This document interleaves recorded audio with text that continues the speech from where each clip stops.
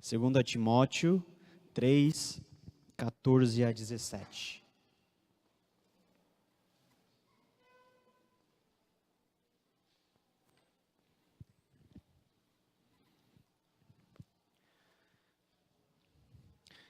Vou ler para vocês. Quanto a você, porém, permaneça nas coisas que aprendeu e das quais tem convicção, pois você sabe de quem o aprendeu. Porque desde criança você conhece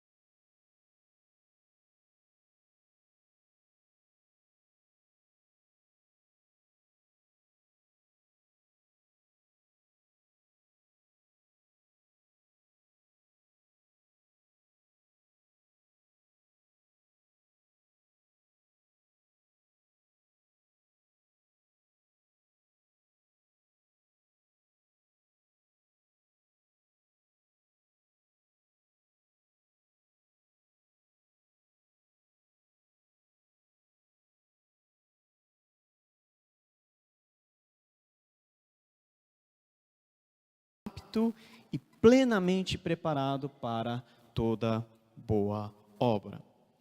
Então, a Bíblia é central na vida do cristão. A Bíblia é central na vida de nós evangélicos.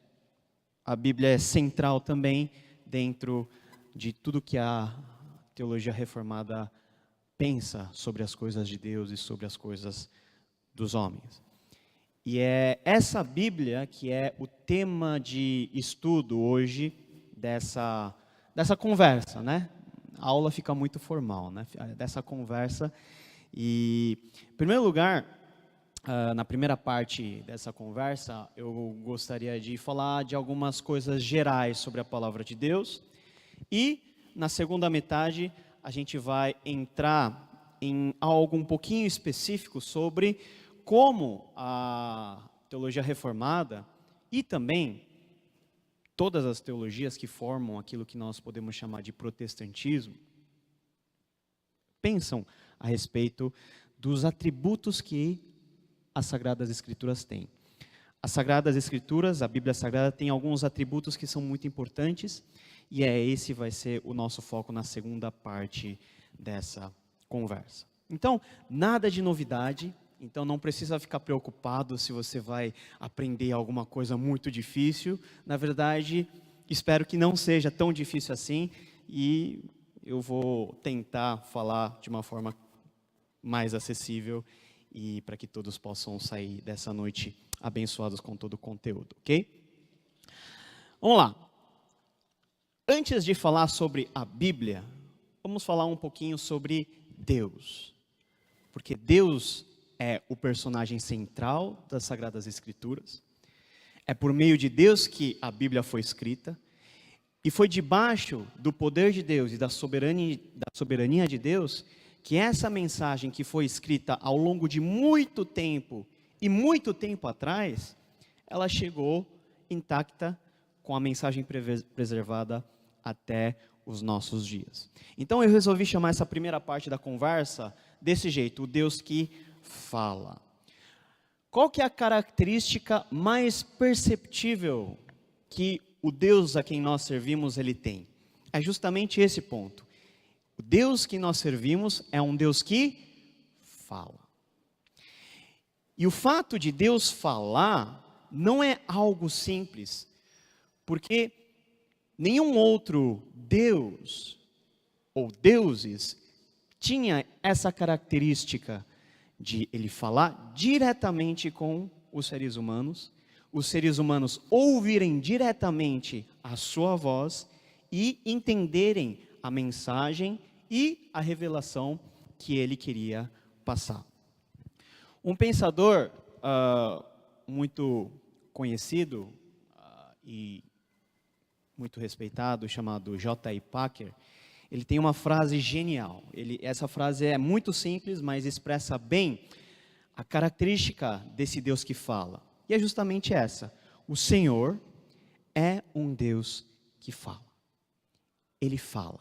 Ele tem uma habilidade comunicativa. Se você vê, por exemplo, nos primeiros versículos da Bíblia Sagrada, por exemplo, no relato da criação em Gênesis capítulo 1, versículo 1 em diante, uma das primeiras ações que Deus toma, e uma das primeiras coisas que Ele faz como ação, é criar todas as coisas. E por meio de que Ele cria? Né? O que diz Gênesis capítulo 1, versículo 1? No princípio, criou Deus os céus e a terra. É uma declaração bem geral sobre o ato criacional de Deus. E o texto continua: era a terra sem forma e vazia, trevas cobriam a face do abismo, e o Espírito de Deus se movia sobre a face das águas. Qual que é a próxima sentença? Disse Deus: haja luz, houve luz. Então o próprio ato de Deus falar trouxe para a existência aquilo que não existia, colocou em ordem todas as coisas, criou, mudou, e esse é o poder que tem a palavra de Deus. Deus é revelado nas Escrituras como um Deus verdadeiro, porque Ele tem uma capacidade comunicativa. Ele fala com as pessoas. E essa capacidade de falar é uma capacidade muito importante, porque ela prova que o Deus de Israel, o Deus que nós servimos, não é um Deus igual a qualquer outro. Ele se comunica conosco. Ele tem um plano para nós. Ele é um Deus vivo e não é um Deus morto.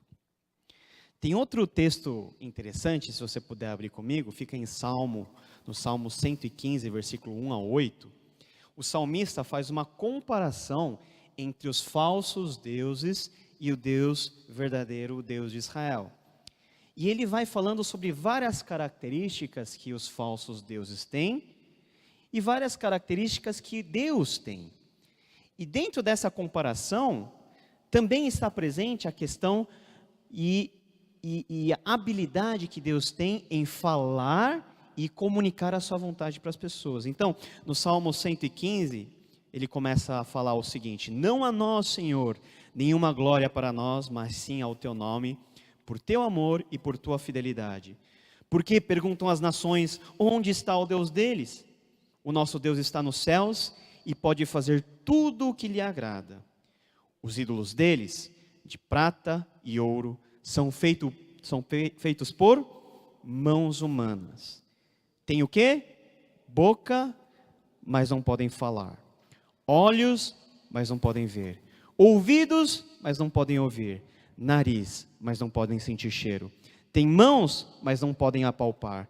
Pés, mas não podem andar. Nem emitem som algum com a garganta. Tornem-se como eles, aqueles que os fazem e todos os que neles confiam.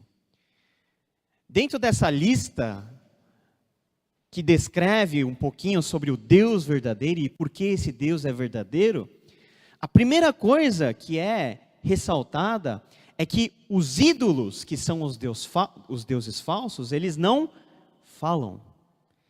Eles podem ter até boca, porque eles foram feitos com boca, mas essa boca é uma boca que não consegue falar. Por que o ídolo não fala? Porque o ídolo é uma fraude. O ídolo não existe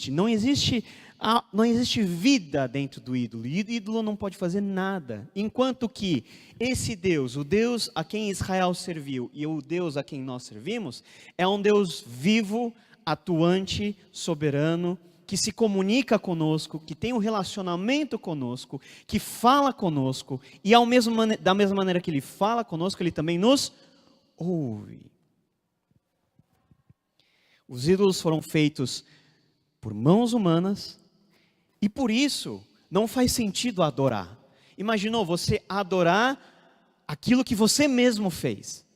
Como se aquilo que você mesmo fez tivesse poder para alguma coisa, para controlar, ou para cuidar do seu destino, ou para ouvir as suas orações. Não faz o mínimo sentido isso. Você fez uma estátua e você pede para a estátua algo que nem mesmo você consegue resolver. Mas, em contrapartida, o Deus de Israel, o Deus vivo, o Deus verdadeiro, é um Deus que não é fruto das nossas mãos, mas Ele sim nos criou. Ele sim fez todas as coisas. E é um Deus que se comunica conosco. Deus fala. E bendito seja Deus porque Ele fala conosco.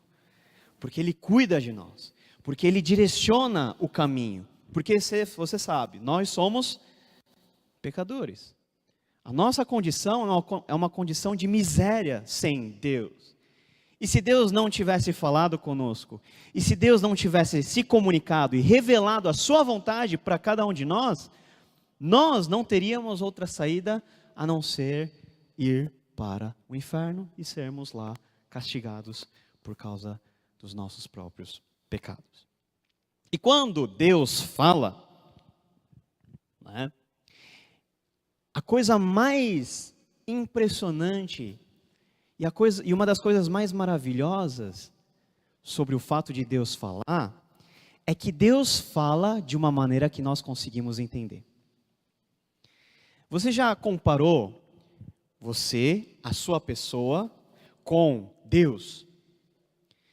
Não tem nem graça comparar você com Deus, porque Deus é infinitamente maior do que você, do que eu, do que todos nós juntos. Podemos juntar toda a população mundial, os 7,2,5 bilhões de pessoas, que não vai chegar a nada perto de Deus.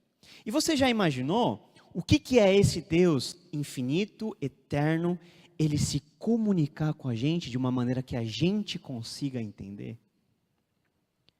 Deus poderia muito bem falar do jeito dele, do jeito que Ele sabe, de uma maneira perfeita, e falar para a gente, essa mensagem vocês correm para entender. Mas não, Deus, Ele nos ama tanto, que Ele fala conosco.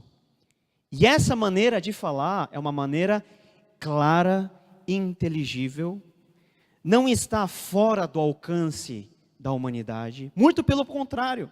Por exemplo, quando você pega a Bíblia para ler, na maioria das vezes, nas passagens que são realmente relevantes, por exemplo, quando toca em assuntos, por exemplo, como a salvação, como o pecado, você lê e você consegue entender, qualquer um consegue entender. Mesmo que aquela mensagem seja uma mensagem sublime em termos de essência, você sabe do que Deus está falando. Quando você lê João 3,16, Deus amou o mundo de tal maneira que Ele deu seu Filho unigênito para que todo aquele que nele crê não pereça, mas tenha a vida eterna. Você sabe quem veio, o que Ele fez, quem é o alvo desse amor, o que acontece. Deus, Ele fala, e Ele fala de uma maneira que a gente consegue entender. Como que Deus fala? Então a gente vai entrar um pouquinho nas maneiras que Deus, ao longo da história, Ele falou com a humanidade. Ok, de acordo com J.I. Packer, o Senhor é um Deus que fala. E a pergunta que você tem que fazer para mim é como Deus fala. Pergunta para quem está ao seu lado, como que Deus fala? Tenta responder para ele. Ou pensa, você leu a Bíblia até agora, toda ou partes dela, e você já deve ter mais ou menos na cabeça, Deus pode falar dessa maneira, Deus tem outra maneira para falar. Como é que Deus fala? Alguém pode levantar a mão e bravamente falar, Deus fala assim?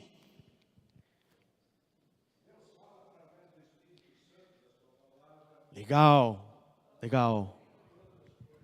Entre outras cositas más e muitas cositas, né? Multiforme. Que mais? O nosso coração. Deus usa às vezes pessoas para falar com a gente. Vamos pensar um pouquinho no Antigo Testamento. Como que Deus falava com as pessoas no Antigo Testamento? Pelos profetas, mas antes dos profetas.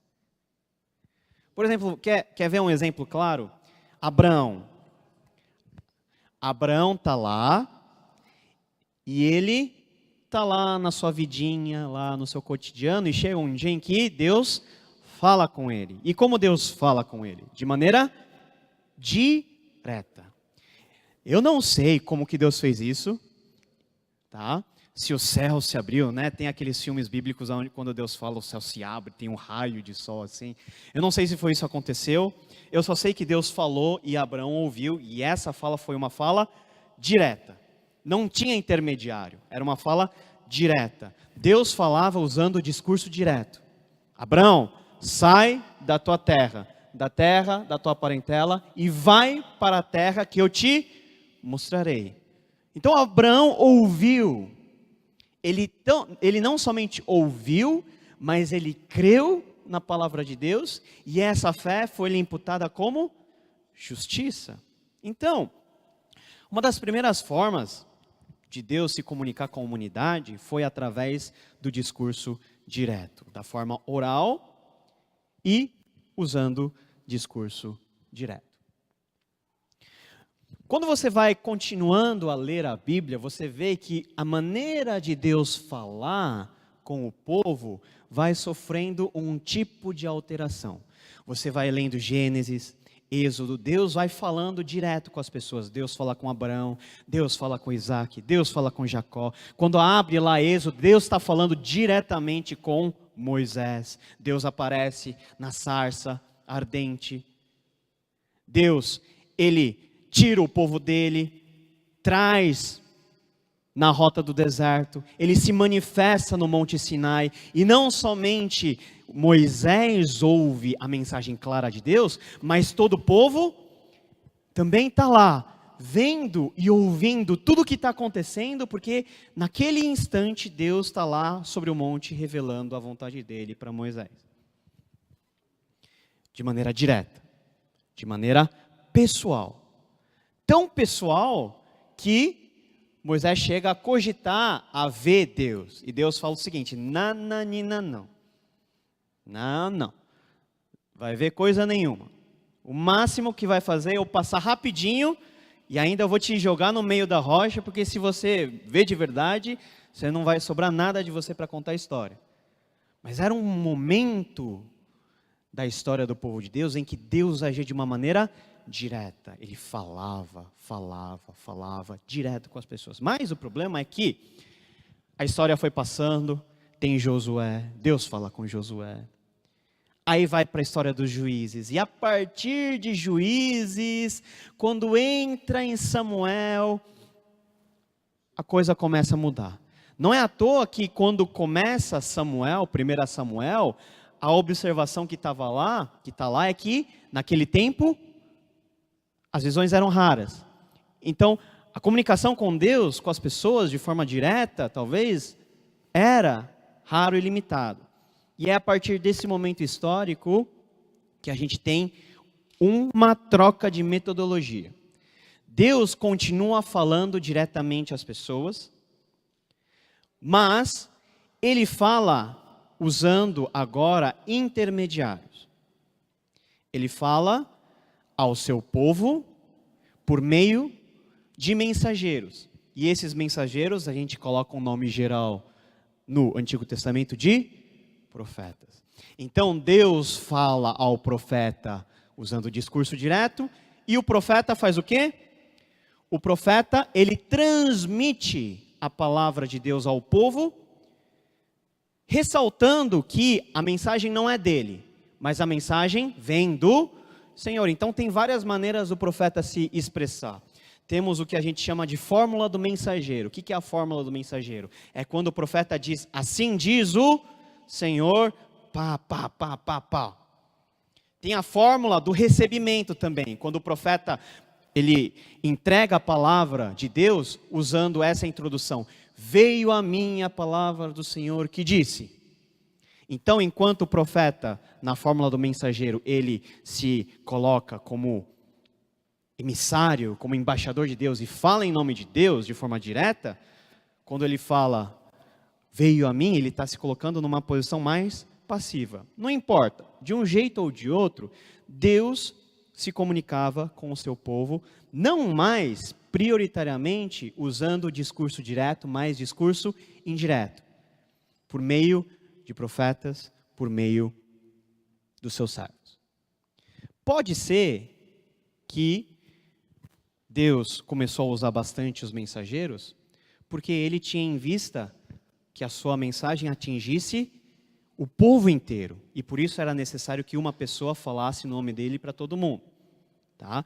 Mas no Antigo Testamento a gente vê que o que predomina é a comunicação oral, verbal. Deus fala, alguém ouve.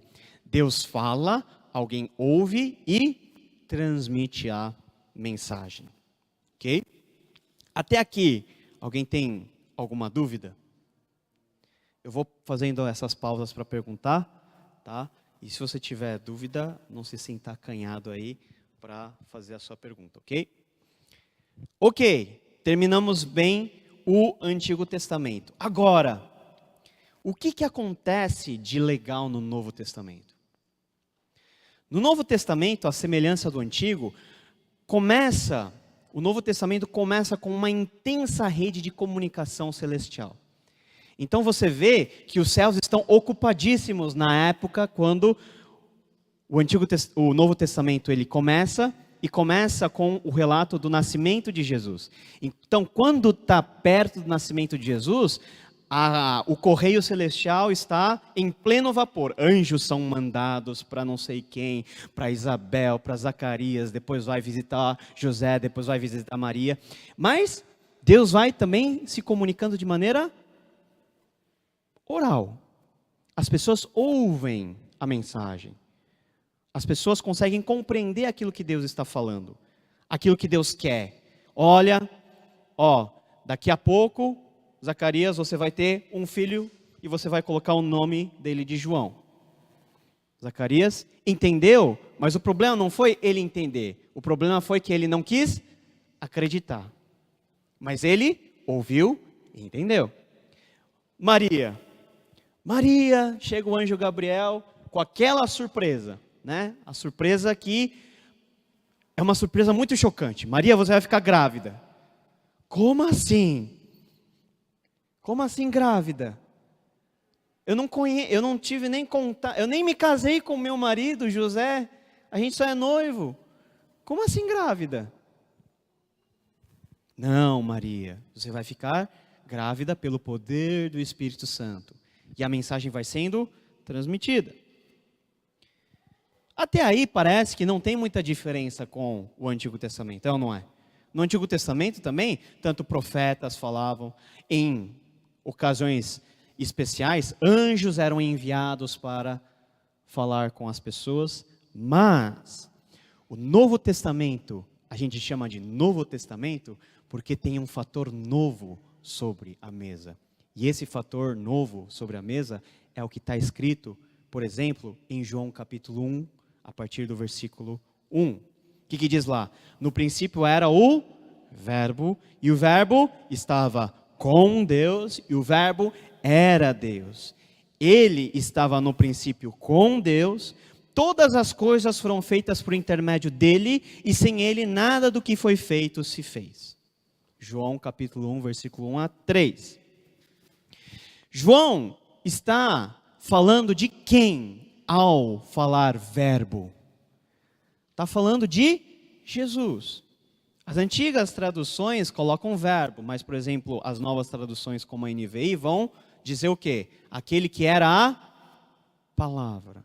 Aquele que era a palavra estava com Deus.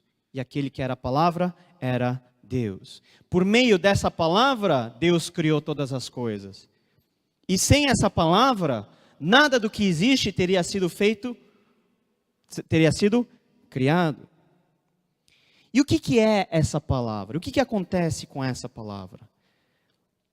Por que o Novo Testamento é Novo Testamento?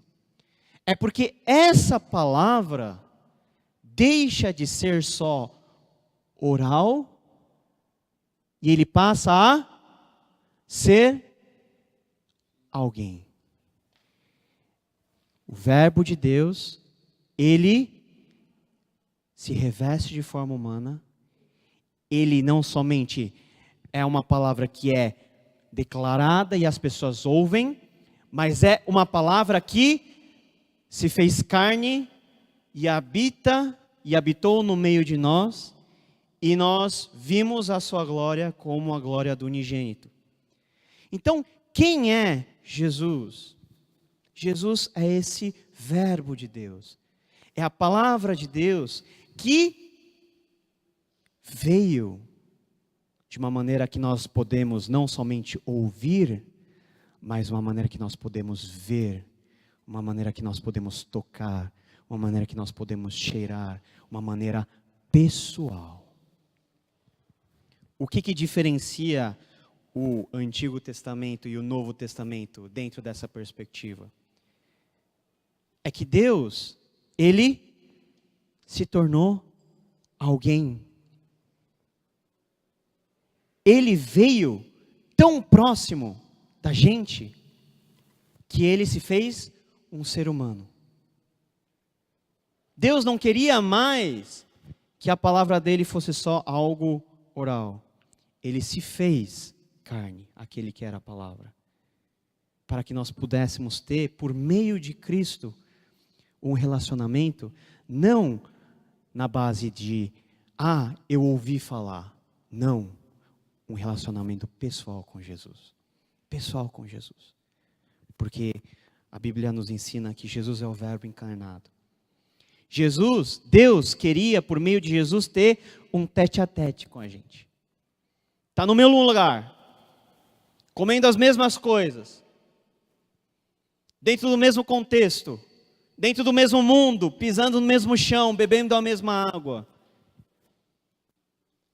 Para que, por meio de tudo isso, ele pudesse resgatar de maneira definitiva cada um de nós.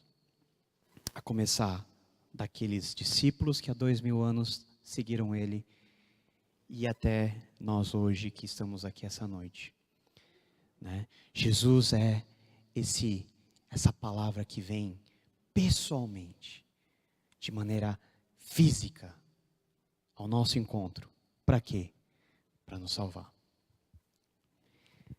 Ok? Mas só que não para aí.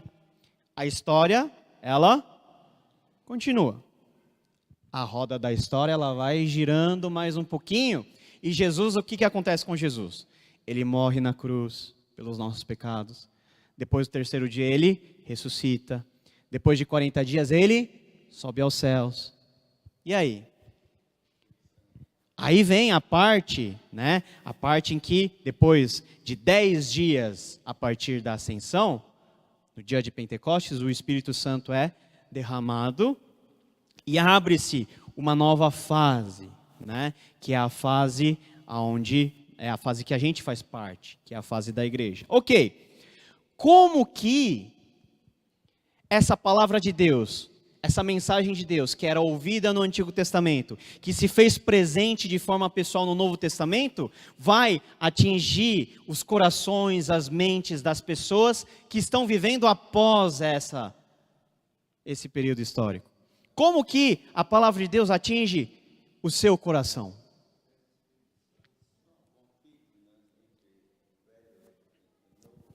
Em que sentido?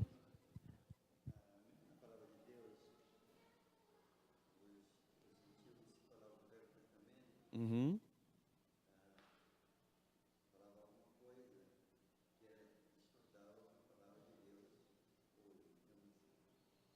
Não entendi a pergunta. Guarda essa pergunta, então a gente volta mais tarde. Ok? Oi. Isso. E ele nos enviou o Espírito Santo, e ele habita, a partir de então, no coração de todo aquele que crê. Né? Ele entra no coração de todo aquele que entrega a vida para Jesus e é convertido por Deus. Agora, qual que é o meio que o Espírito Santo usa para nos comunicar a palavra de Deus? Ok, nós concordamos que o Espírito Santo está no nosso coração. Está no meu coração, está no seu coração, está no coração de todos nós. E como que o Espírito Santo, ele comunica a vontade de Deus para você? Ele convence do pecado, da justiça e do juízo. Né? Por meio de quê? Ele fala no seu ouvido? Ele aperta o botão e você sente uns choques assim, você fica ligado, né? Você acorda do sono, o que acontece? Aí nós temos uma forma que Deus, ele toma controle como um meio para que a sua palavra seja conhecida, e não mais por via verbal ou oral. Tá? Vamos pensar na época do Novo Testamento. Ok, Jesus viveu, morreu e foi para o céu.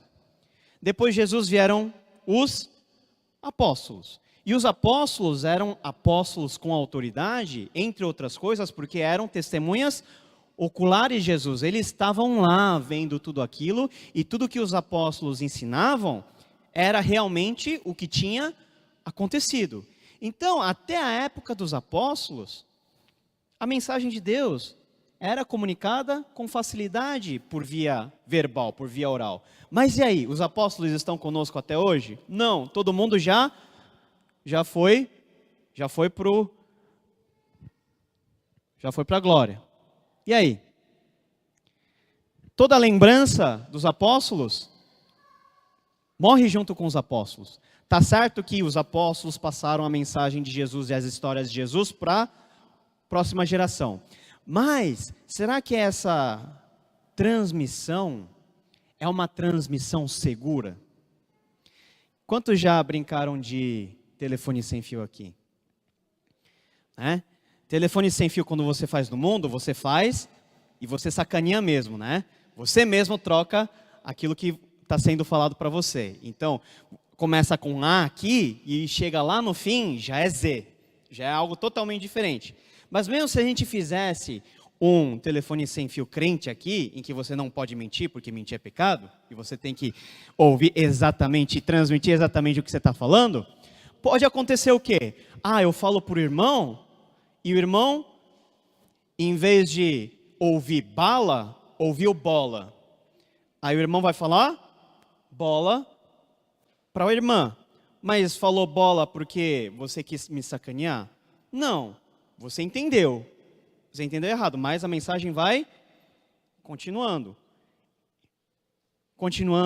Aí, no meio do caminho, quem entendeu bola pode ter entendido outra coisa. E a mensagem vai, passa umas 259 pessoas e no final não é mais nem bala nem bola, virou caneta. Para que isso não acontecesse, aprove a Deus ele erguer pessoas que pudessem fazer que tipo de trabalho? Registrar tudo o que é necessário, por inspiração de Deus. E esse trabalho começou desde o Antigo Testamento com os profetas. Moisés deixou a lei dele escrita, para não ter o risco dessa lei se perder no tempo. A lei de Moisés é um negócio gigante. Escrito já é difícil cumprir, imagina só na memória. Os profetas. Aí, no Novo Testamento, os apóstolos começaram a escrever. Por isso que nós temos os evangelhos, que são o registro da vida de Jesus. A gente tem tudo da vida de Jesus dentro dos evangelhos? Não, a gente só tem uma parte, mas é a parte importante que nos conduz à salvação e à vida eterna. Aí Paulo também vai escrever as suas cartas, e as cartas ficam como um documento registrado, como um documento da igreja, como um documento que a princípio era para uma determinada igreja, mas que depois começa a circular entre todas as igrejas, e todos esses documentos, em um dado momento da história, eles são unidos, e a gente tem a forma final da Bíblia Sagrada que nós temos hoje.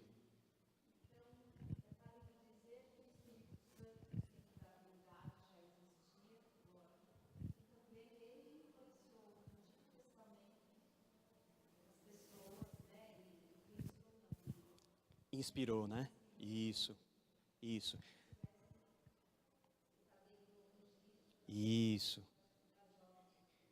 Isso. Sim. Você está corretíssima. Tanto é que é justamente o que o texto de 2 Timóteo 3, por exemplo, 16, vai dizer. Quando Paulo fala toda a Escritura é inspirada por Deus, quando ele fala Escritura, naquele momento que ele está falando Escritura, o Novo Testamento não estava escrito por completo. A gente tinha a Escritura que era o Antigo Testamento. Então, de maneira bem específica, Paulo está se referindo ao Antigo Testamento, que mais tarde vai receber o acréscimo dos livros, dos 27 livros do Novo Testamento, e nós consideramos que todos esses livros, os 39 do Antigo e os 27 do Novo, são os 66 livros da Bíblia Sagrada, que são os livros que foram, pela soberania divina, mantidos por Deus por milênios, contendo a mensagem inequívoca, infalível, inerrante, que conduz o ser humano à salvação, que conduz o ser humano em santificação, que faz com que a gente busque e cumpra sempre a vontade de Deus. Opa. Sim, sim. É o que o final do Evangelho de João vai falar, né? O evangelista João vai falar o quê? Se fosse para registrar tudo que Jesus fez, não teria espaço no mundo para conter todos aqueles livros. É lógico que é uma linguagem figurada, né? Uma linguagem exagerada, né? Mas, pelo menos, nos faz crer que Jesus fez muito mais coisa, muito mais milagre. Mas o que nos foi legado por meio da Bíblia Sagrada é aquilo que Deus, por meio da inspiração do Espírito Santo, considerou essencial e importante para que a gente pudesse ser salvo.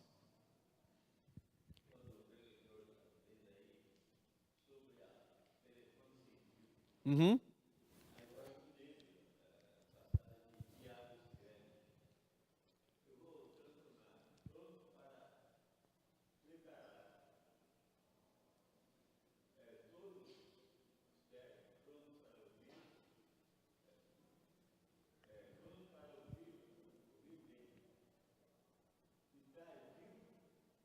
Uhum.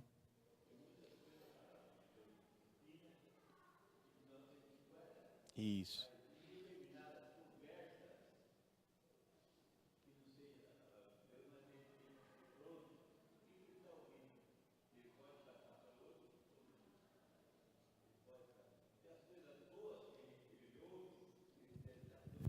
Uhum.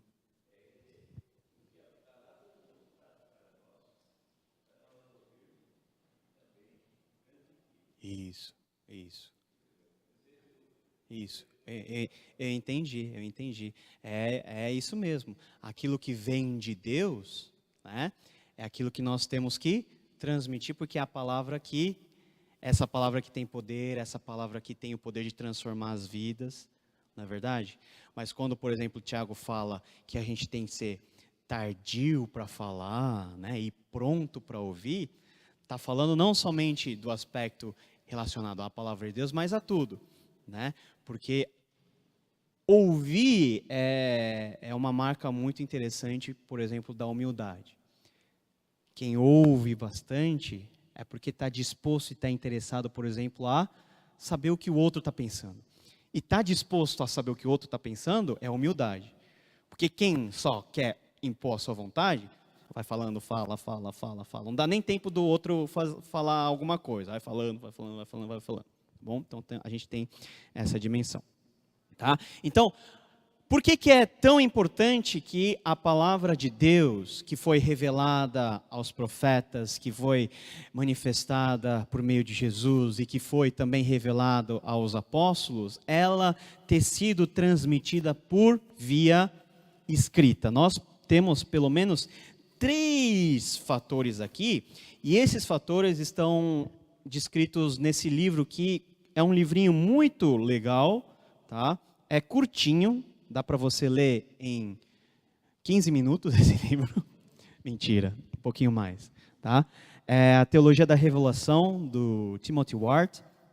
E esse livro, e o autor, vai enumerar pelo menos 3 vantagens de porquê, né? A vantagem da palavra de Deus ter permanecido escrita e ter sido transmitida de forma escrita. Então, a primeira grande vantagem da forma escrita é a questão da própria transmissão. Fica mais fácil você transmitir a mensagem para outra pessoa quando essa mensagem for escrita. Imaginou falar um negócio desse tamanho para o irmão aqui, para o irmão decorar e para o irmão ter que falar para outra pessoa? Aí vira um telefone sem fio de profissional, não é verdade? Tem que ter boa memória e também tem que ter boa capacidade de comunicação. Mas quando eu te entrego esse documento, o que você faz para transmitir? Você lê e você passa. Você lê, você passa. Aí vai passando. E todo mundo vai ler o mesmo documento e vai estar alinhado literalmente na mesma página. Então, esse é algo que se aplica, por exemplo, a todos os documentos escritos que a gente tem no mundo. Por que a gente tem contrato?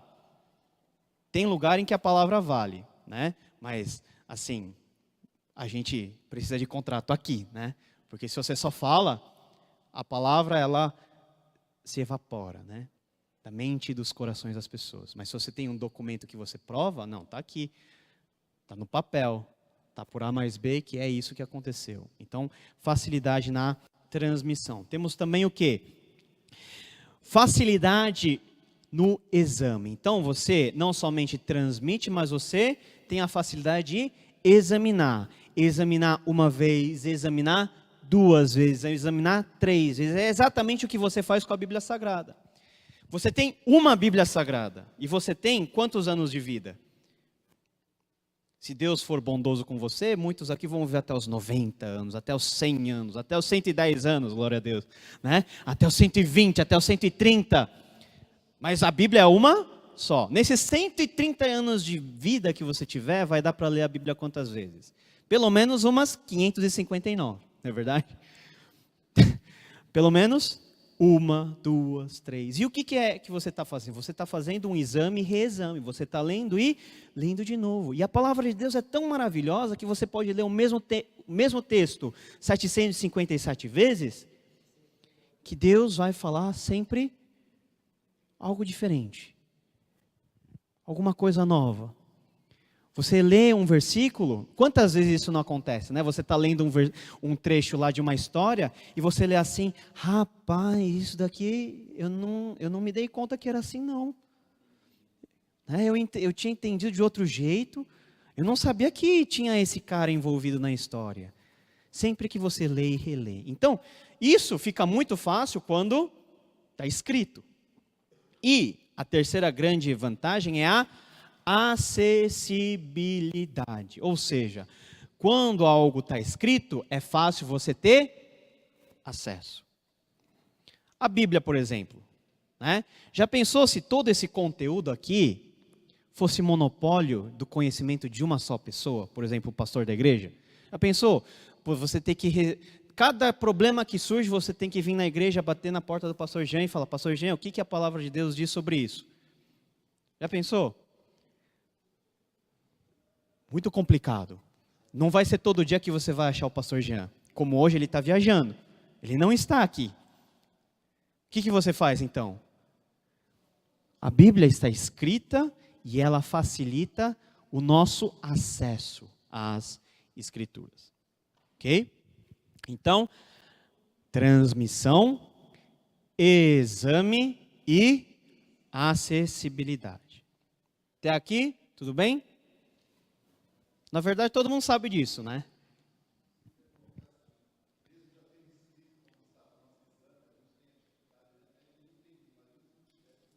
É verdade, tem partes meio cabeludas dentro da Bíblia Sagrada aqui.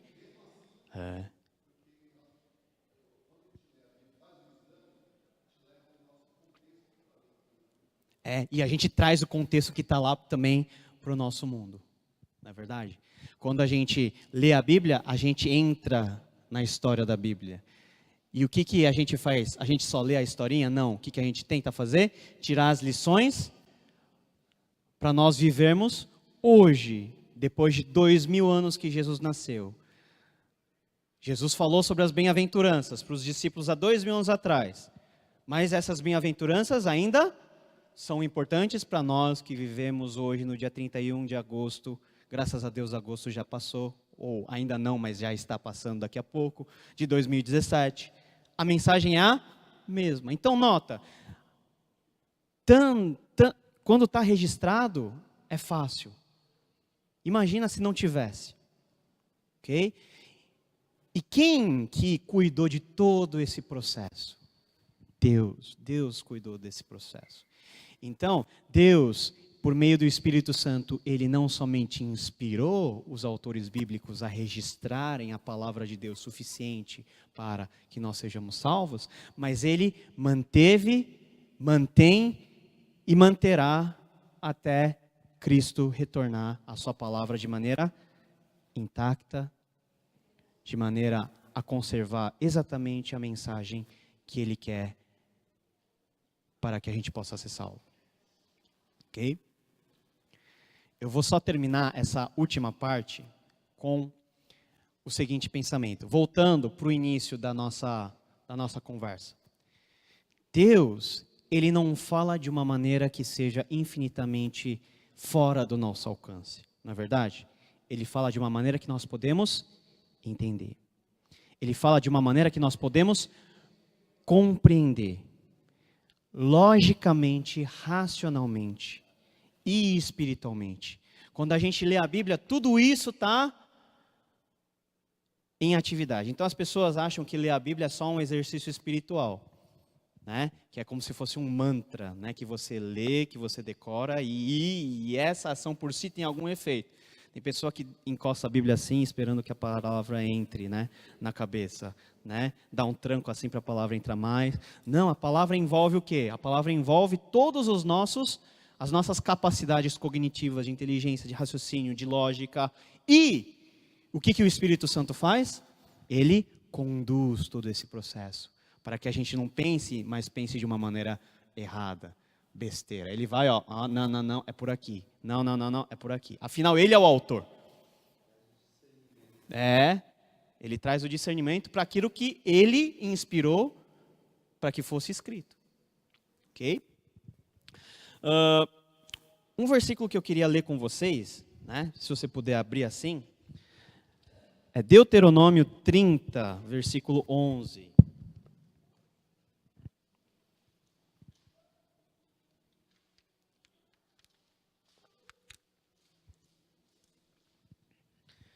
Deuteronômio 30, 11.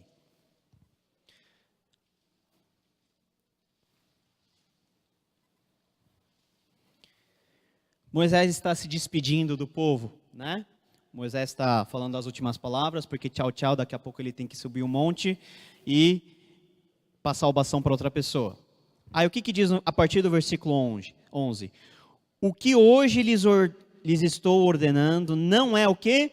Difícil fazer, nem está além do seu alcance. Não está lá em cima no céu, de modo que vocês tenham que perguntar: quem subirá ao céu para trazê-lo e proclamá-lo a nós, a fim de que lhe obedeçamos? Nem está além do mar, de modo que vocês tenham que perguntar: quem atravessará o mar para trazê-lo e voltando proclamá-lo a nós, a fim de que lhe obedeçamos? Nada disso. A palavra está perto, próximo de vocês. Está onde? Na sua boca e em seu coração. E por isso vocês poderão obedecer Ele. Isso é maravilhoso. A gente tem que glorificar a Deus todo dia, porque aquilo que Ele fala com a gente, Ele fala de uma maneira que a gente pode entender. Ele usa a linguagem humana. Já pensou Deus usasse uma linguagem que não é humana para falar com a gente? Uma linguagem angelical para falar com a gente? A mesma maneira que Ele fala com os anjos, Ele fala direto, usando a mesma estrutura linguística, Ele fala com a gente ia ficar, que Deus, ó, o quê? Como que é? Fala de novo. Eu não entendi. Não. Deus, Ele fala na nossa língua.